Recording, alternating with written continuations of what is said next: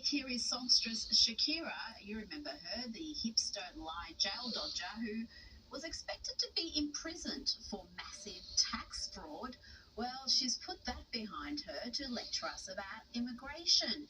She seems to think immigrants in America are living in perpetual fear. An immigrant in the U.S. it means living in constant fear. And it's painful to see. I just hope that they can be treated and that we all can be treated under principles of equity. Yes, our favourite common word, equity. No, Shakira, America is about equality, not equity, freedom and the rule of law. And how insulting